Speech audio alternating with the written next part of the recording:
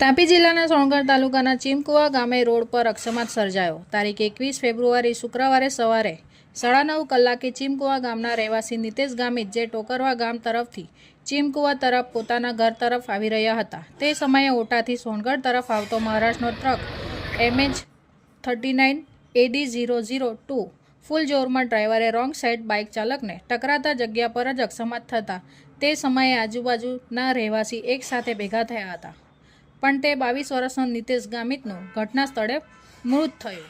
તે સમયે ત્યાંના લોકો ભેગા થયા અને કીધું આ સોનગઢથી ઓટા રોડ પર જઈ રેતી ભરેલા વાહનો અવરજવર બંધ કરાવવું જરૂરી છે અને અમુક અંતરે બમ્પર પણ મૂકવો જરૂરી છે। સોનગઢ પોલીસ ચોકીની અકસ્માતની જાણ થતાં સમયસર સોનગઢ પોલીસ જમાદાર ધર્મેશભાઈ ચૌધરી સાથે આશીષભાઈ હાજર થઈ તે સાથે એ રોડ ઉપર આવતી જતી ગાડીઓનું ટોળું દૂર કર્યો। તરત જ રોકાયેલ રસ્તો ચાલુ કરાયો। તે સમયે ત્યાંના રહેવાસી રાજેશભાઈ ગામિત પોતે પણ ટોળું દૂર કર્યું।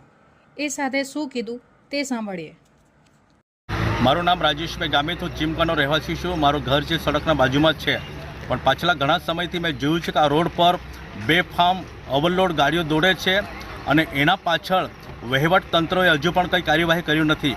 આજની જે ઘટના છે મેં જોઈ કે મારી નરી આંખોએ જુવાન દીકરો 22 વર્ષનો જે બાઇક પર આવતો હતો અને ઓવર સ્પીડ પર એક હાઈવા ટ્રકે આવીને તેને ઠોકી દીધો અને એનાથી એકનો એક જુવાન દીકરો એક કુટુંબે ગુમાવ્યો।